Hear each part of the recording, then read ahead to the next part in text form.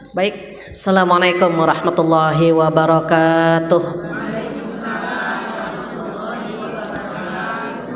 Bismillahirrahmanirrahim. Nahmaduhu wa nasta'inuhu wa nastaghfiruh wa na'udzubillahi min syururi anfusina wa min sayyiati a'malina. May yahdihillahu fala mudhillalah wa may yudhlilhu fala hadiyalah. Asyhadu an la ilaha illallah wahdahu la syarikalah wa asyhadu anna Muhammadan abduhu wa rasuluh la nabiyya ba'dah. Alhamdulillah dan alhamdulillah di tahun 2023 Allah memberikan kita nikmat yang luar biasa, nikmat iman, nikmat Islam, nikmat kesehatan, nikmat waktu luang. Nikmat-nikmat itu tidak bisa diganti dengan nikmat yang lain. Kalaulah nikmat hidayah tersebut bisa dibeli di swalayan, mungkin hanya orang-orang kaya yang hadir di sini. Tetapi kita yang duduk di sini diberikan nikmat yang luar biasa. Tanpa izinnya kita tidak duduk di sini. Dengan rahmat Allah, dengan kasih sayangnya Allah, kita diberikan kenikmatan hadir di sini. Mudah-mudahan ibu-ibu yang duduk di sini semuanya diberikan badan yang sehat, umur yang panjang, suami yang sayang, rumah tangga yang sakinah, anak yang soleh solehah. Mudah-mudahan kita semua dikumpulkan di jannah. Amin ya rabbal alamin. Kemudian tak lupa salawat dan salam kita sampaikan kepada kekasih kita Rasulullah Sallallahu Alaihi Wasallam, di mana beliau bersabda innamal a'malu binniyat, gitu Bu. Sesungguhnya ibadah itu tergantung beberapa niatnya. Maka niat kita tanda tanya ini Bu. Kira-kira niat kita datang ke sini mau apa dan bagaimana? Tema hari ini tentang apa Ibu? Menjaga keikhlasan. Ikhlas itu letaknya di mana? Di hati. Jadi ibu-ibu yang pernah mendownload hadis arba'in, hadis 40-an, itu di hadis pertama Imam An-Nawawi menempatkan hadis tersebut di awal. Hampir semua buku beliau itu menempatkan niat itu di awal. Apa hadisnya? Bismillahirrahmanirrahim. Innamal a'malu binniyat wa innamal likulli imri'in ma nawa. Faman kanat hijratuhu lidunya, faman kanat hijratuhu ilallahi wa rasulih fa hijratuhu ilallahi wa rasulih. Wa man kanat hijratuhu lidunya yusibuha aw imra'atin yankihuha fa hijratuhu ila ma hajar ilaih. Artinya apa Ibu? Innamal a'malu binniyat, sesungguhnya semua amal tergantung niatnya. Hadis ini sepertiga hukum Islam. Mengapa? Karena iman itu diucapkan di lisan, dibenarkan di hati, dibuktikan dengan perbuatan. Jadi ada perbuatan hati, ada perbuatan lisan, ada perbuatan badan. Niat itu perbuatan apa Bu? Hati.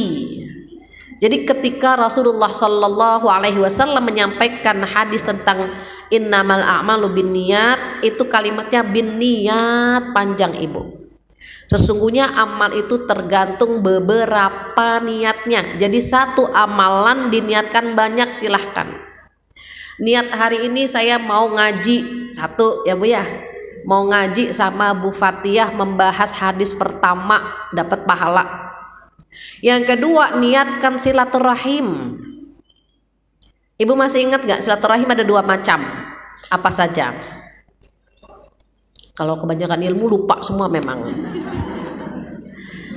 Silaturahim ada dua macam. Sudah saya kasih cluenya tuh. Ada dua macam. Yang pertama silaturahim umum, yang kedua silaturahim khusus. Silaturahim umum adalah ketika kita melakukan hubungan, menyambung hubungan kepada mereka yang tidak ada hubungan darah, teman, arisan ya Bu ya, komunitas senam misalnya, itu namanya silaturahim umum. Kalau silaturahim khusus yang mana? Yang ada hubungan darah, ke rumah bibi, ke rumah keponakan, ipar, pulang kampung ya Bu, dengan orang tua, adik kakak, namanya silaturahim khusus. Pahalanya besaran mana Bu? Pahalanya besar yang khusus.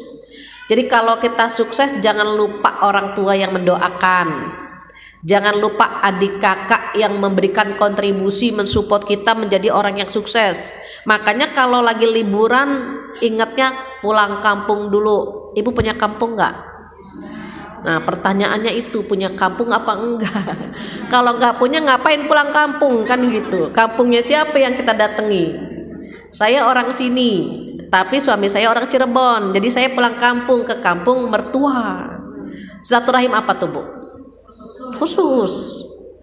Kalau silaturahim khusus, bawa buah tangan, oleh-oleh, dapat pahala 2 Bu. Pertama pahala sedekah, kedua pahala silaturahim. Nah ini yang menjadi masalah juga Bu. Silaturahim itu kadang-kadang, mohon maaf ya Bu, kita ini kan manusia yang unik. Untuk silaturahim saja itu ulama membagi 3 kelas. Untuk silaturahim saja itu manusia itu bermacam-macam. Maka ulama membagi 3. Apa yang pertama? Yang pertama wasil. Orang yang rajin nyambung silaturahim namanya wasil. Tulisannya wasilun. Orang yang nyambung silaturahim, rajin. Orang tersebut nggak didatangi dia tetap silaturahim. Insya Allah orang tersebut umurnya panjang, rezekinya berkah. Kita termasuk kayak itu bukan Bu? Insya Allahnya nggak pede. Insya Allah kelihatan ya. Nah yang kedua yang mana? Jangan-jangan kita nomor 2. Kalau nomor 2 namanya mukafiun. Mukafi itu sekedar membalas. Kalau kakak kita datang, kita datangi lagi. Kalau adik kita datang, kita datangi lagi. Sekedar membalas namanya mukafi. Bu, kita ke rumah abang yuk. Ngapain? Abang gak pernah ke rumah kita. Ngapain kita ke rumah dia? Nah, pernah begitu Bu? Tuh kalau ini jawabannya pede banget, pernah. Beda sama yang tadi gitu. Jadi kalau misalnya Bu kita ke rumah Pak Lurah yuk, Pak Lurah nggak pernah ke rumah kita, ngapain kita ke rumah dia gitu. Tapi kemarin dia ke rumah kita, yang bener iya, berapa kali dia datang? Sekali. Ya udah kita ke rumah dia sekali aja. Nah itu mukafi namanya. Banyak banget manusia yang di level ini nih Bu, di level 2. Bukan hanya kehadirannya, oleh-olehnya juga ditanya. Bu, kemarin kakak ipar datang ke sini, tumben. Bawa apa dia ke sini? Nah, bawa jeruk 1 kilo. Ya udah kita ke rumah dia bawa jeruk juga 1 kilo gitu. Sampai buah tangannya juga ditandain sama dia. Berapa kali dia datang ke rumah kita? Baru 2 kali. Ya udah kita udah sekali kan, tinggal sekali lagi gitu. Tuh mukafi namanya Bu. Sekedar membalas. Kemarin abang kesini bawa apa? Bawa hongguan isi rengginang. Ya udah kita bawa hongguan isi peyek gitu Bu. Nggak mau lebih, nilainya tuh nggak mau. Itu mukafi namanya. Kalau orang yang awal yang memulai namanya apa Bu tadi Bu? Wasil. Ingetin ya Bu. Di sini inget, pas pulang ke Sandung lupa semuanya. Wasil, mukafi yang kedua. Yang ketiga apa? Qati'un. Wasilun, mukafiun, qati'un kalau bahasa Arabnya. Jadi wasil yang nyambung, yang rajin, silaturahim, tuh namanya wasil Bu.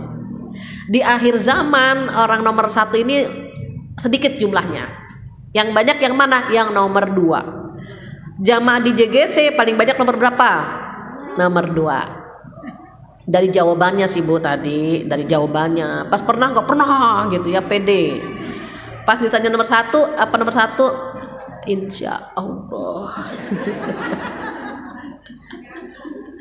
Jadi tergantung nih. Jadi itu ya Bu. Nomor 1, nomor 2 boleh. Nomor 3 jangan. Kenapa nomor 3 disebut sebagai qati', orang yang memutus hubungan silaturahim? Apa kata Rasulullah? La yadkhulul jannah qati'. Tidak akan masuk surga orang yang memutus hubungan silaturahim. Na'udzubillah. Bagaimana orang yang qati' ini? Orang lain datang dia nggak balas, ngebales aja enggak Bu. Apalagi nyambung, membalas saja tidak. Kalau nomor 1 kan nggak peduli dia mau dikunjungi kek atau tidak, dia datang. Kalau nomor 2 masih perhitungan kan Bu, kalau kamu datang saya datang, kamu enggak saya enggak juga. Kalau nomor 3 udah enggak ada hubungan sama sekali Bu, benar-benar diputus. Nah yang memutus hubungan ini diantaranya penyakit hati. Maka Allah subhanahu wa ta'ala berfirman, a'udzubillahi minasyaitonirrajim, alladzi khalaqal mauta wal hayata liyabluwakum ayyukum ahsanu amala. Jadi ketika Allah menyampaikan ayatnya di surat Al-Mulk ayat 2, dia yang menciptakan mati dan yang menciptakan hidup. Tujuannya apa? Liyabluwakum ayyukum ahsanu amala. Mana amal kamu yang paling bagus? Nah itu. Amal yang paling bagus itu 2 syaratnya, enggak banyak-banyak Ibu. Cuma 2 syaratnya. Yang pertama niatnya benar untuk Allah saja. Yang kedua caranya benar sesuai yang diajarkan Rasulullah. Kalau niatnya benar, caranya tidak benar, amalnya nggak naik ke atas, nggak naik ke langit. Niatnya benar, caranya nggak benar, nggak naik juga. Dua-duanya harus ada. Maka hari ini menjaga keikhlasan, harapannya apa? Amal kita diangkat ke langit semuanya. Contoh, katanya kalau nggak pakai contoh ibu-ibu ngambang, maksudnya apaan sih gitu ya. Contoh gini, kita sholat subuh berapa rakaat Bu? 2. Yang diajarkan Rasulullah 2. Kita ikhlas banget 3 rakaat, diterima nggak? Enggak. Ya Allah, masa cuma 2 rakaat? Saya ikhlas, ya Allah sholat subuh 3 rakaat, diangkat nggak? Enggak. Atau sholat subuhnya betul 2 rakaat, tapi karena mertua nginep. Ya mertua nginep lagi deh, jadi sholat subuh. Biasanya nggak sholat subuh dia. Pas ada mertua langsung dikencengin Allahu Akbar. Biar mertuanya denger dia sholat subuh. Dapat pahala nggak Bu? Enggak. Jadi niatnya harus benar, caranya juga harus benar. Nah yang niat ini pekerjaan hati, maka kata Rasulullah fa innamal a'malu binniyat wa innamal likulli imri'in ma nawa. Jadi setiap individu tergantung niatnya. Kronologis hadis ini, jadi kalau Al-Quran namanya asbabun nuzul, kalau hadis namanya asbabul wurud. Waroda jadi wurud, kalau nuzul nazala. Asbabun nuzul, kronologis turunnya ayat itu gitu ya Bu. Kalau ini kronologis turunnya hadis ini, adanya hadis ini, ada seorang wanita bernama Ummu Qais. Ummu Qais ini ditaksir sama seorang pria. Artinya apa? Pria ini pengen banget nikah sama Ummu Qais, tapi Ummu Qais bikin persyaratan. Saya mau menikah dengan kamu kalau kamu hijrah gitu. Hijrah bersama Rasulullah Shallallahu Alaihi Wasallam. Akhirnya pria ini hijrah agar bisa menikah dengan Ummu Qais. Berita ini sampai kepada Rasulullah Shallallahu Alaihi Wasallam. Ya Rasulullah, ada seorang pria hijrah karena agar bisa menikah dengan Ummu Qais gitu. Akhirnya apa? Rasulullah bersabda hadis ini, innamal a'malu binniyat. Makanya ada beberapa ulama yang membolehkan niat puasa, misalnya puasa Senin Kemis didouble dengan bayar qodok puasa. Ibu wajahnya ada yang belum bayar puasa nih, tinggal 2 bulan lagi Bu. Jangan sampai SKS sistem kebut Syakban, bulan Syakban baru pada bayar, jangan.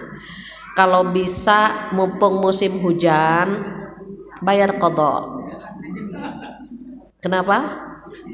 Adem, enak, nggak lapar, nggak haus tapi lapar mulu gitu ya. Jadi kalau puasa bayar qodok plus didobel dengan Senin Kemis boleh nggak? Ada ulama yang membolehkan. Yang nggak boleh yang mana? Puasa Syawal saja. Kalau puasa Syawal nggak boleh didobel dengan qodok. Puasa sunnah yang lain silahkan. Perbedaannya begini Ibu, mohon maaf. Kalau kita puasa sunnah, niat puasa sunnah, tiba-tiba ada yang ngasih tahu Mbak, hari ini kan ada arisan, makan-makan bareng. Ya saya niat puasa sunnah, udah batalin aja, boleh dibatalin. Atau misalnya Bu nggak kemana-mana kan, nggak ibadah yuk, ya Allah astagfirullah lagi sunnah puasa. Ibu ketawanya geli banget, kayaknya pernah digituin deh. Ya ayah saya lagi puasa sunnah, sunnah kan gitu, boleh batalin tuh Bu, batalin ayah mau ibadah sunnah boleh. Tapi kalau diniatkan bayar kodok nggak boleh Bu. Makanya kalau niatnya bayar kodok harus bilang sama suami, ayah besok saya mau bayar kodok. Kalau ayah pengen ibadah sekarang malam ini, besok nggak, jangan diotak-atik gitu. Oh besok bayar kodok, kenapa? Masih banyak punya utang. Jadi kalau niatnya kodok tidak boleh dibatalkan. Sama seperti puasa bulan Ramadan kan Bu, dicolek-colek sama suami boleh batal nggak Bu? Nggak boleh. Kalau batal bayar kafarat. Berapa Bu? Kafaratnya berapa? Kafaratnya bayar puasa 2 bulan berturut-turut. Sebulan aja kalah, gimana 2 bulan? Kalau nggak bisa bagaimana? Memberi makan 60 orang miskin. Tuh hampir setiap tahun ada aja Bu yang nitip kafarat ke saya. Bu Fatia, saya nitip kafarat ya. Saya bilang kenapa sih Mbak siang-siang melakukan hubungan intim? Biasa Bu, taat sama suami, itu alasannya. Saya bilang taat sama suami selama tidak melanggar Allah. Kalau sudah melanggar Allah nggak ada kalimat taat di situ. Iya Bu, tapi dia pengen banget Bu, saya digombalin terus, dicecer kemana-mana dicecer. Akhirnya dibatalkanlah puasanya. Saya bilang harus bayar kafarat. Karena dia tidak mampu berpuasa 2 bulan berturut-turut, maka dia mengambil untuk memberi makan, mengambil pendapat kedua Bu. Pilihan kedua yaitu memberi makan 60 orang miskin. Jadi 60 orang miskin dikali 30.000, nasi kotak 25.000 tambah kolaknya jadi 30.000 kali gitu Bu, 60. Itu dari suaminya saja, istrinya juga bayar 2. Kan istrinya juga mau, kecuali kalau istrinya diperkosa. Kalau istrinya diperkosa bayar yang bayar suaminya saja. Makanya jangan, ibu kalau mau nikahin anak jangan mendekati Ramadan. Ibu akan jagain gawang terus. Anak baru megang bantal udah imsak, kesian Bu. Jadi jangan sampai buat acara pernikahan menjelang Ramadan, kasihan anak-anak kita. Itu terkait dengan niat. Terus niat itu letaknya di mana? Niat itu letaknya di hati. Pada saat awal, contoh misalnya kita niat sholat zuhur. Saya kalau usolli fardhu zuhri namanya talafuz, melafazkan niat. Hukumnya sunnah. Yang niat yang mana? Yang di dalam hati, yang kita ucapkan dengan bahasa Indonesia. Saya niat sholat zuhur 4 rakaat karena Allah. Kapan? Di awal. Saat Allahu Akbar. Nah, saat Allahu Akbar kita niat di situ, saya niat sholat zuhur 4 rakaat karena Allah. Bukan yang usolli fardhu dhuhri, bukan yang itu. Jadi niat itu di hati, di dalam hati, pakai bahasa Indonesia. Kalau yang usolli namanya talafuz, melafazkan, hukumnya sunnah. Nggak baca itu boleh nggak? Boleh. Sama halnya nawaitu, kita puasa nih Bu, nawaitu shauma ghadin gitu kan, itu kan kita lapaskan. Tapi yang niat yang mana? Yang di dalam hati. Saya niat puasa esok hari di bulan Ramadan karena Allah misalnya. Yang di dalam hati, itu yang disebut dengan niat. Makanya niat itu pakai bahasa Indonesia, pakai bahasa ibu. Orang Jerman ya pakai bahasa Jerman, orang Inggris ya pakai bahasa Inggris gitu, pakai bahasa ibunya. Itu niat gitu ya Bu ya. Jadi kata Rasul apa? Barang siapa yang niatnya untuk Allah dan Rasulnya, dia akan mendapatkan pahala. Tapi kalau dia niatnya karena wanita yang akan dinikahi atau karena dunia, ya dia dapat dunia saja. Makanya terkait dengan niat ini ada amalan duniawi, amalan dunia, tapi bernilai akhirat. Amalannya dunia tapi bernilai akhirat. Apa contohnya? Shopping, belanja. Ibu kan paling suka belanja kan setiap bulan. Nah, tapi karena belanjanya untuk kebutuhan rumah tangga kita, maka nilainya nilai akhirat. Ya Allah, saya mau beli beras, saya mau beli minyak untuk kebutuhan anak-anak dan keluarga saya. Mudah-mudahan rezeki saya berkah gitu. Itu ya, walaupun kelihatannya bawa troli sambil cuci mata, larak lirik gitu kan Bu. Udah tahu padahal beras sebelah kiri, kenapa kita ke kanan? Itu sebetulnya Bu. Kadang-kadang tulisannya beras yang dibeli rice cooker, tulisannya teh yang dibeli cangkir, tuh mama begitu. Jadi kalau misalnya kita kelihatannya aktivitas dunia tapi niatnya untuk akhirat, maka bernilai pahala. Sementara aktivitas akhirat kalau niatnya dunia cuma dapat dunia saja. Sholat akhirat kan Bu, baca Quran, tetapi niatnya untuk mendapatkan pujian, maka dia hanya mendapatkan pujian saja, nggak dapat pahala. Itu yang membuat niat tersebut mendapatkan posisi yang agak sulit ya Bu. Beti, beda tipis antara ikhlas dengan ria, beda tipis tuh Bu. Terus bagaimana ciri-cirinya? Nah, ciri-ciri ikhlas ada 3. Yang pertama, tidak terpengaruh dipuji ataupun dicela, nggak ngaruh buat dia. Misalnya kita lagi baca Quran nih Bu. A'udzubillahi minasyaitonirrajim. Bismillahirrahmanirrahim. Suara kita pelan. Tiba-tiba di samping ada yang bilang gini, Masya Allah, itu suaranya bagus banget. Wah itu langsung kenceng Bu. Pengaruh nggak tuh Bu? Pengaruh. Karena dipuji dikerasin suaranya. Atau dibalik, ngajinya lagi kenceng. A'udzubillahi minasyaitonirrajim. Bismillahirrahmanirrahim. Ih, suara siapa sih jelek banget. Wal asri innal insan. Jadi pelan Bu.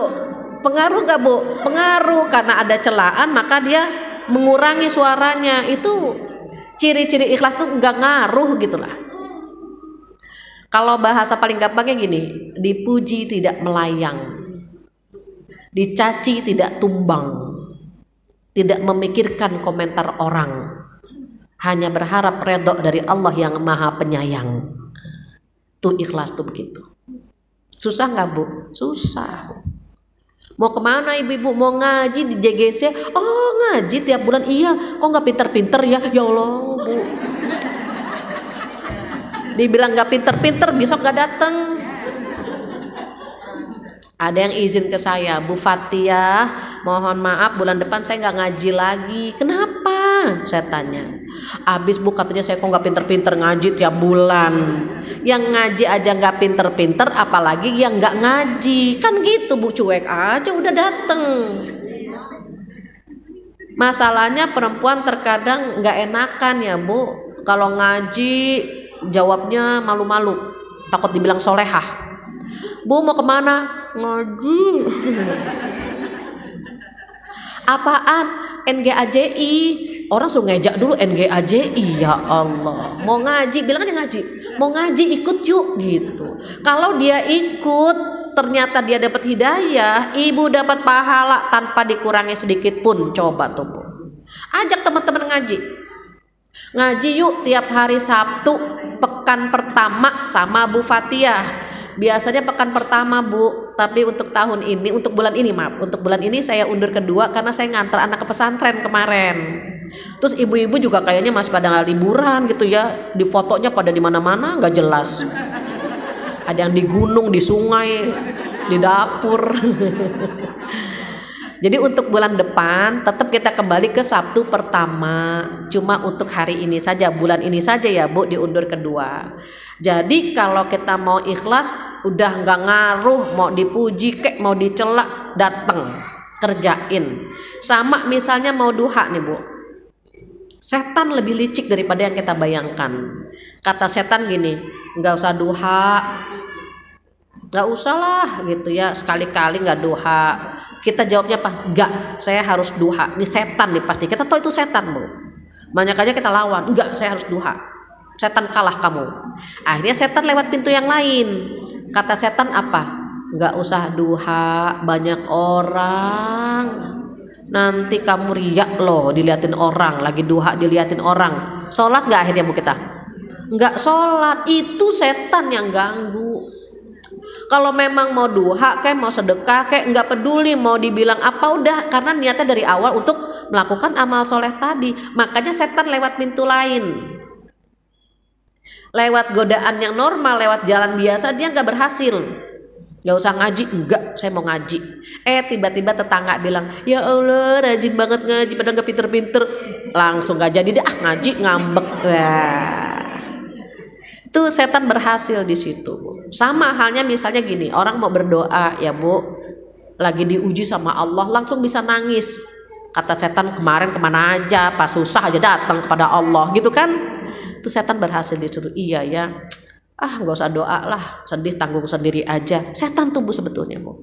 Kalau lagi susah aja kita sombong nggak minta sama Allah, apalagi lagi bahagia. Jadi setan itu akan menghancurkan kita dari semua pintu sehingga kita jauh dari Allah. Maka hati-hati, jangan karena manusia. Kalau tujuan kita Allah, Allah saja dulu. Allah, Allah, Allah. Allah dulu, Allah lagi, Allah terus gitu. Tutup pintu setan sehingga tidak bisa menggoda kita di pintu nomor 1. Oke ya Bu, ciri yang pertama tidak terpengaruh dipuji maupun dicela. Yang kedua apa? Yang kedua mengharapkan balasan dari Allah saja. Mengharapkan balasan dari Allah saja.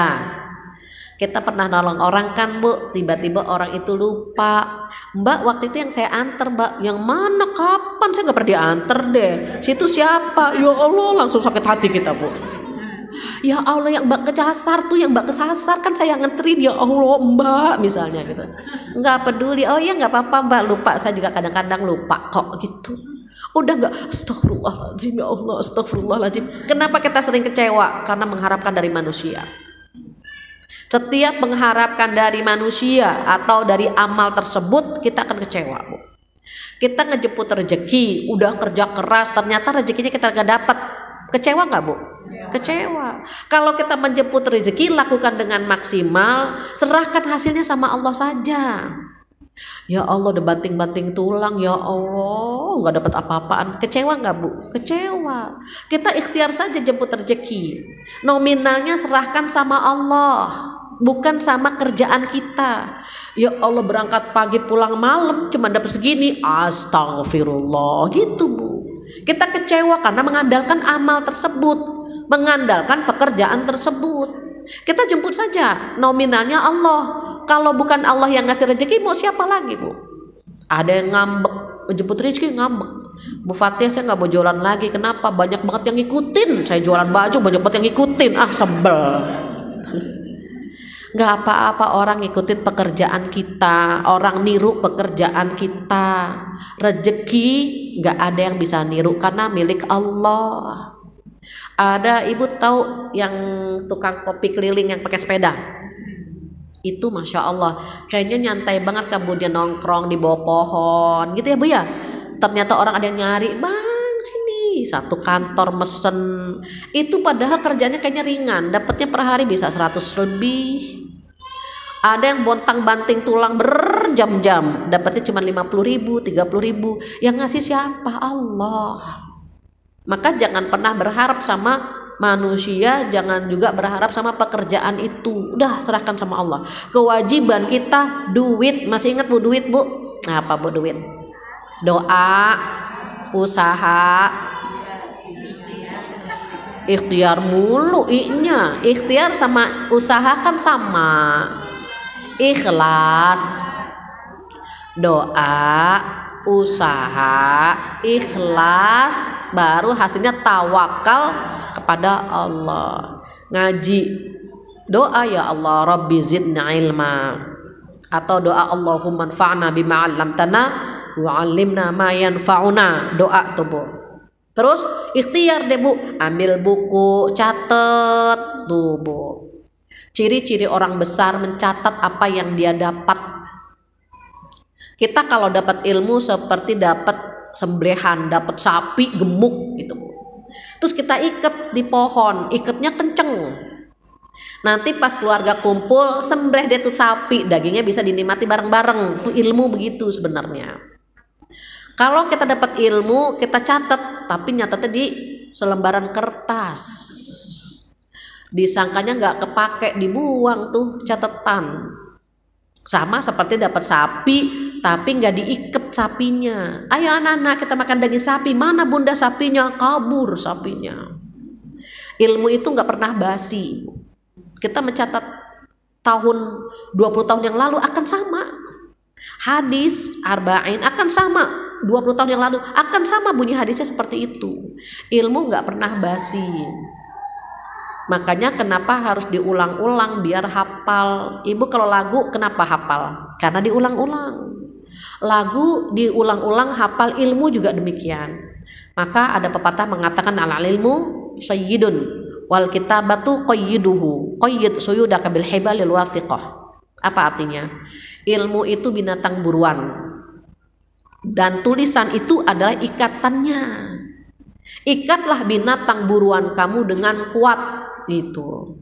Jadi catet. Nah kalau kita nggak nyatet, simpen. Ada yang jiping, ngaji kuping, ada yang jiro, habis ngaji ditaro, udah wassalam udah. Bulan depan ketemu lagi, lupa lagi, gitu ya Bu. Nah, maka yang kedua tidak mengharapkan balasan dari manusia kecuali dari Allah saja. Enak deh Bu kalau berharap sama Allah deh Bu ya. Even orang tidak membalas, Allah akan mengirim orang lain untuk membalas kebaikan kita. Jadi jangan berharap dari dianya, padahal dia kita pernah tolong loh. Jangan berharap dari dia. Allah punya cara membalas kebaikan kita dengan mengirimkan orang lain. Enggak harus dari dia Bu. Jadi kalau kita pernah kecewa pasti karena berharap dari manusia. Kita perbaiki di 2023 bagaimana caranya agar kita tidak kecewa. Jangan mengharap balasan dari manusia. Itu ciri-ciri yang kedua. Yang ketiga apa? Yang ketiga tidak mengharapkan balasan di dunia. Balasannya di mana? Di akhirat. Jadi kalau kita mau ikhlas, ya udah di dunia nggak dibalas nggak apa-apa. Di akhirat pasti tidak disia-siakan. Nah mohon maaf ini ada poin yang akan saya sampaikan. Ibu masih ingat nggak Imam An-Nawawi berkata model ibadah manusia ada 3 kelas. Ibu masih ingat nggak? Catatannya masih ada nggak? Ya udah ganti tahun, ganti buku lagi, silakan. Jadi Imam An-Nawawi berkata model ibadah kita ada 3 kelas.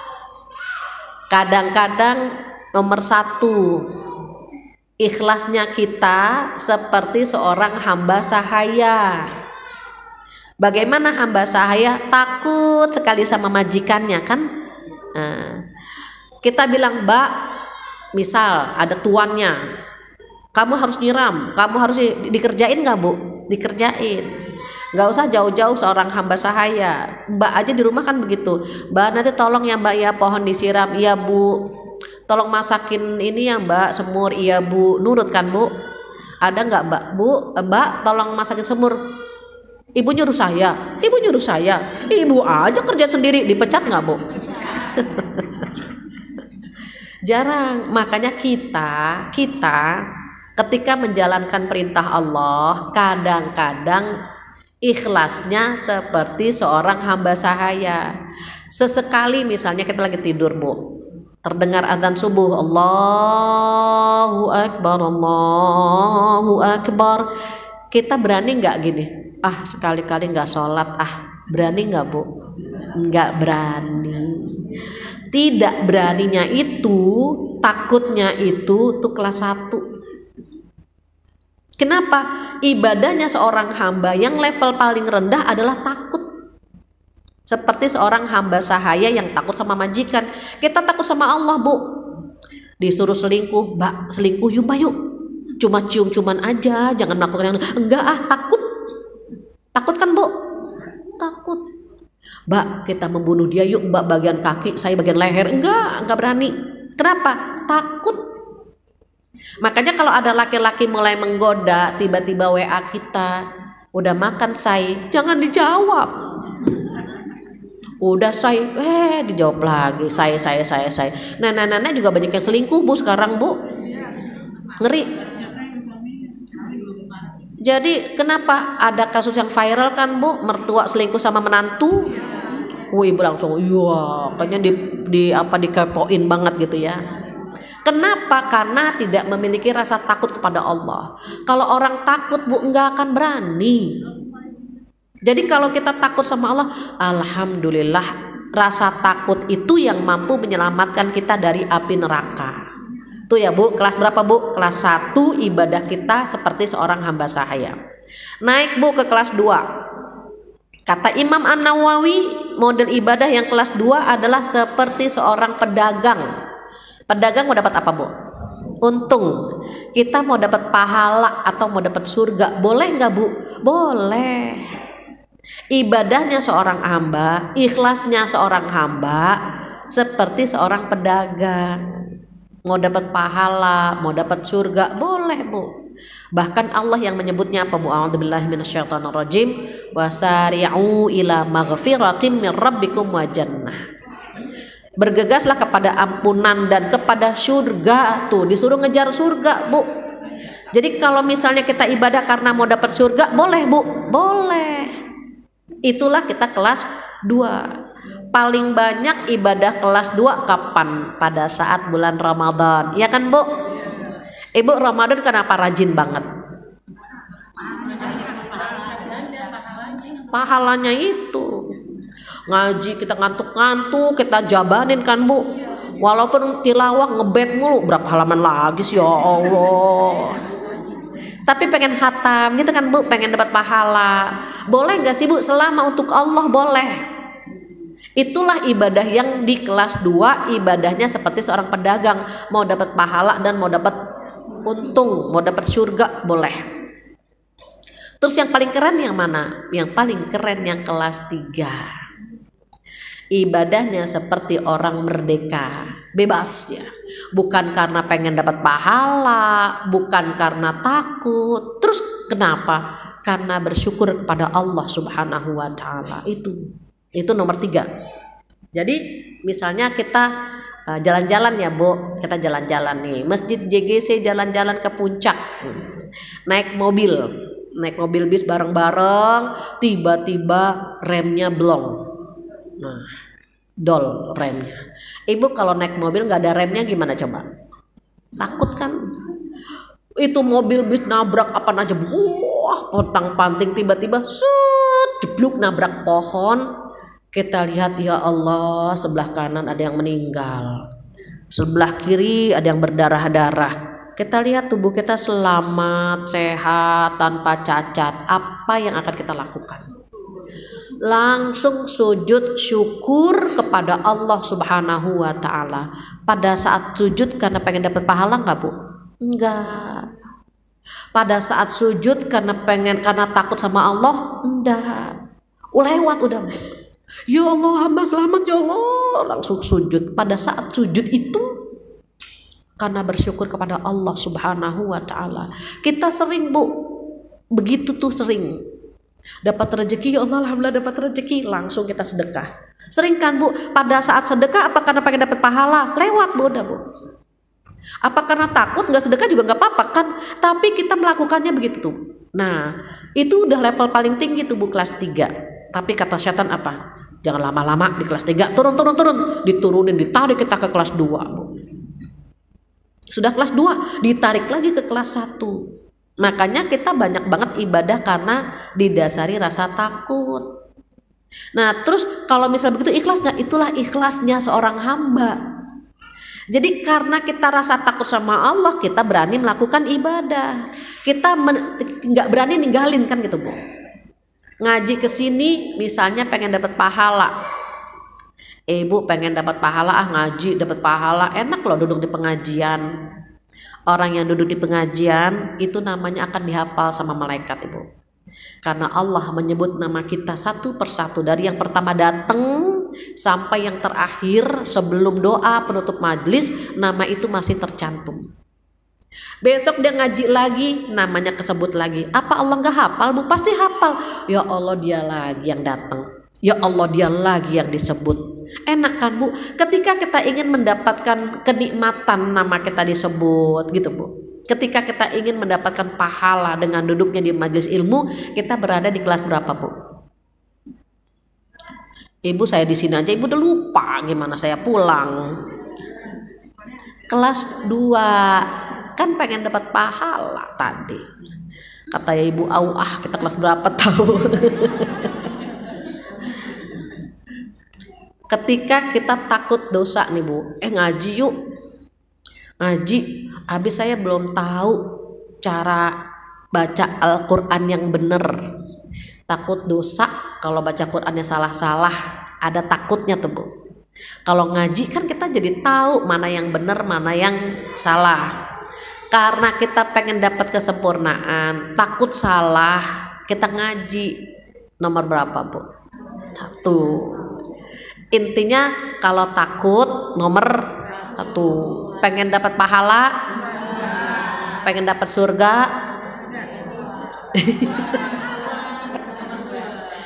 Nomor 2 juga.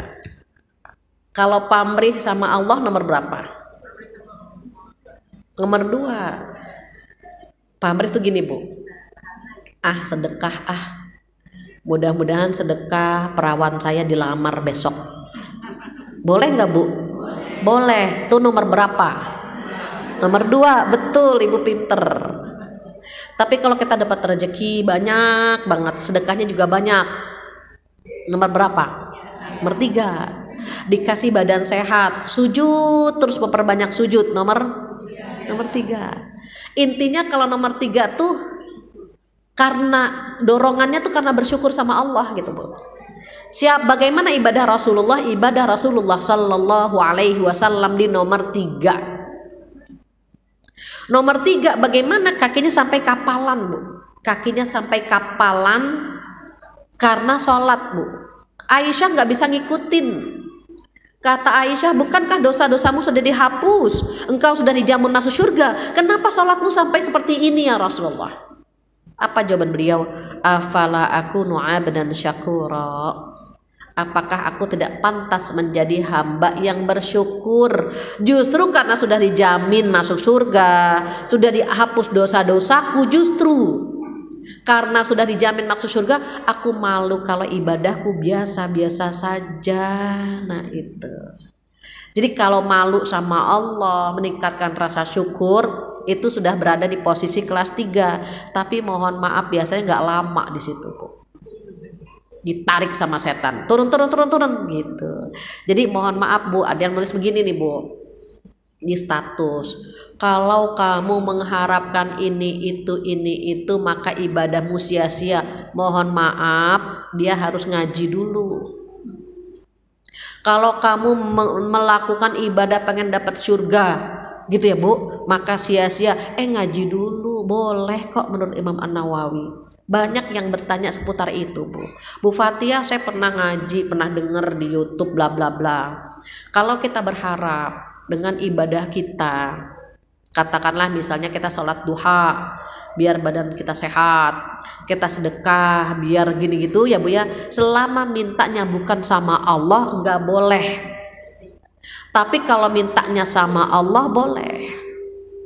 Yang paling bagus memang di kelas 3. Udah jangan mikirin apa-apa, ibadah saja gitu, Bu. Duha saja, baca Quran saja, jangan ada embel-embel permintaan. Memang yang paling bagus itu. Tetapi Imam An-Nawawi memberikan 3 bagian tadi, Bu. Kadang-kadang kita ibadahnya karena rasa takut gitu kan, Bu. Kadang-kadang ibadah kita karena pengen dapat surga atau dapat pahala. Kecuali sekali Rabi'atul Adawiyah. Rabi'atul Adawiyah nggak minta itu semua. Rabi'atul Adawiyah itu wanita terhebat ya, Bu, di masa tabi'in kalau nggak salah. Itu memang ibadahnya nggak mengharapkan itu semua. Kalau di masa Rasulullah siapa? Khadijah dan ummahatul mukminin, itu ibadahnya tinggi mereka. Maka boleh Bu kita baca tentang Khadijah radhiyallahu anha, bagaimana perjuangannya untuk Rasulullah Shallallahu Alaihi Wasallam tanpa pamrih Ibu, langsung beriman, nggak mikir-mikir gimana. Sebentar ya, sebentar kita diskusi dulu ya, sebentar ya. Kan kalau kita sama suami begitu, suami minjem uang kita dihitung nggak Bu? Mas kemarin minjem 1 juta belum dibayar. Khadijah radhiyallahu anha miliaran rupiah diberikan. Pernah minta ganti? Enggak. Khadijah radhiyallahu anha itu Allah berikan menjadi wanita terbaik di surga ya Bu. Masya Allah, wanita terbaik di surga. Kalau kita mendapatkan stempel wanita terbaik sekelurahan udah seneng banget Bu. Ini wanita terbaik di surga. Jadi kalau kita umroh atau pergi haji, kita ziarah ke makam Rasulullah, ke makam Ummahatul Mukminin, ya Allah mudah-mudahan kita bersama mereka gitu Bu. Boleh nggak Bu? Boleh, boleh. Jadi kalau kita terlalu ekstrim, udah kalau doa ibadah karena Allah saja. Kan manusia levelnya beda-beda. Ada yang karena takut dulu kan Bu. Ya kalau nggak sholat takut masuk neraka. Boleh nggak Bu? Boleh, itu even baru level kelas 1 tapi sudah selamat dari api neraka. Kalau kita langsung harus ikhlas, kan nggak gitu. Ikhlas, yang tadi takut ikhlas gak? Yang tadi takut juga ikhlas, cuma ikhlasnya seperti seorang hamba sahaya gitu Bu. Yang kedua ikhlas gak? Ikhlas juga, cuman seperti seorang pengusaha atau seorang pedagang. Dia ikhlas beribadah kepada Allah, tapi levelnya cuma level pengen dapat pahala, pengen dapat surga, pengen ada iming-iming dari Allah gitu. Walaupun yang paling tinggi yang kelas 3, bisa nggak orang langsung harus kelas 3? Kan nggak bisa langsung begitu. Kita melatih anak-anak, kita melatih teman-teman, termasuk kita semua yang hadir hari ini, mungkin nggak bisa langsung selevel Rasulullah.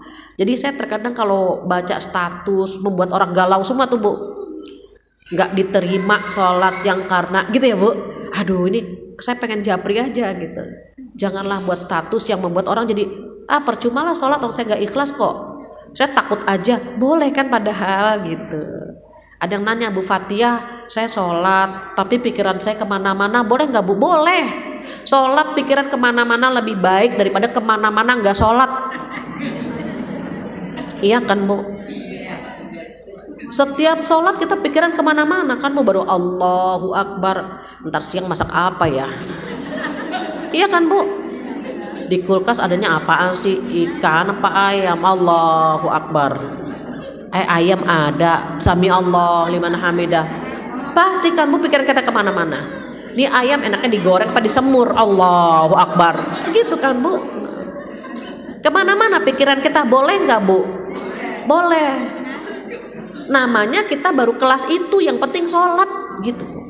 Misalnya percuma sholat pikiran kemana-mana, akhirnya dia nggak sholat, dosa nggak Bu kita Bu? Dosa. Jadi percuma, jangan ada kalimat percuma. Buat orang-orang yang baru belajar, baru hijrah, baru berubah, oh itu diapresiasi. Mbak saya pakai jilbabnya masih miring-miring, nggak apa-apa. Nggak apa-apa, udah bagus kok gitu. Mbak saya baru pakai jilbab tapi belum bisa pakai kaos kaki, nggak apa-apa, bulan depan kita beli kaos kaki bareng-bareng gitu Bu. Ini Mbak saya belum bisa pakai kaos, percuma kalau pakai jilbab nggak pakai kaos kaki, percuma. Akhirnya besok dia buka jilbab. Iya kan Bu? Jadi kalimat percumanya dikurangi. Ikhlas ini permainan hati. Ikhlas itu permainan hati, hanya kita sama Allah yang tahu. Jadi kita hanya menyampaikan cara membawa gini Bu. Misalnya nih kue tar. Kue tar kan bagus tuh Bu. Kue tar itu kan ada tulisan selamatnya, ada bunganya gitu ya Bu. Kita pesen kue tar. Tiba-tiba yang bawa kue tar itu jalannya rusak. Motornya kucrak gitu Bu. Itu tuh lilinnya pada kemana tahu kan Bu? Sampai kepada pemiliknya protes nggak Bu? Ya kue tarnya kok pada begini, kok bunganya pada hancur, ini lilinnya pada kemana gitu kan Bu? Tapi kalau yang bawanya pelan-pelan ini karena kewetar ini pelan-pelan dia bawa sampai kepada pemiliknya biar bagus, biar bisa diterima gitu. Ayat Allah indah, hadis Rasulullah indah. Bawanya pelan-pelan agar sampai ke penerimanya dengan indah. Ada yang bawa hadis, bawa ayat percuma gitu-gitu Bu ya. Keras, kira-kira sampai kepada pendengarnya gimana? Nah, kayak gitu. Anak kita bertanya, Bunda aku tadi sedekah cuman 10.000, kata temanku sedekahnya 10.000, nih aku nih 20.000, percuma tuh 10, akhirnya dia nggak sedekah, kasihan kan gitu. Nanti bulan Ramadan sebentar lagi, Idul Adha sebentar lagi, bagaimana kita support anak-anak. Pertama itu tanamkan rasa takut kepada Allah, itu pertama. Karena kalau dia punya rasa takut sama Allah ibu, kemanapun dia pergi dia akan menjaga agama Allah. Itu pertama. Baru yang kedua kita kasih tahu, nak, kalau kita pengen jadi orang sukses, kita minta sama Allah. Nah itu kelas 2 tuh Bu. Kalau kita pengen mendapatkan kebahagiaan di dunia, kebahagiaan di akhirat, minta sama Allah. Nah, perbanyak sedekah, perbanyak sholat sunnah, perbanyak baca Quran. Itu sudah kita isi dengan kelas 2. Nanti lambat laun dia akan mencapai kelas 3 dengan sendirinya setelah mendapatkan kenikmatan itu semua. Kita pernah tuh Bu sampai ke kelas 1, kelas 2, kelas 3, sampai kita pernah di situ, tapi sama setan ditarik lagi ke kelas 2. Akhirnya kita mengharapkan surga, mengharapkan pahala, padahal pernah kita Bu. Jadi kalau kita sampai di pucuknya, sampai di level tertinggi, perbanyak ibadah pada saat itu. Biasanya Bu, kalau lagi di level kelas 3 itu Bu, itu kita merasakan kenikmatan tersendiri. Jangan sampai ya Allah, jangan sampai hilang dari sini. Ya Allah, jadikan kenikmatan ibadah ini terus menerus kita Bu ya. Kita bisa merasakan Bu, kedekatan kita dengan Allah Subhanahu wa taala. Makanya setan gak redok kita di posisi itu. Jadi kalau kita menyampaikan kepada mereka, boleh gak sih begini? Boleh, selama kepada Allah. Itu yang membuat ikhlas kita terjaga. Jadi tema hari ini tentang hadis pertama, tentang menjaga keikhlasan. Kita jaga ya Bu, sama-sama ya Bu. Di tahun 2023 ini berharap sekali bobot ibadah kita lebih baik daripada tahun-tahun sebelumnya. Jika tahun lalu ada mimpi, ada hajat yang belum tercapai, belum dikabulkan, mintalah di tahun ini agar semua hajat dan mimpi-mimpi kita Allah kabulkan. Wallahu a'lam bishawab. Itu tema hari ini, nggak terasa jam 11:04. Jika ada yang ingin ditanyakan atau ditambahkan, saya persilahkan. Silakan Mbak Ica.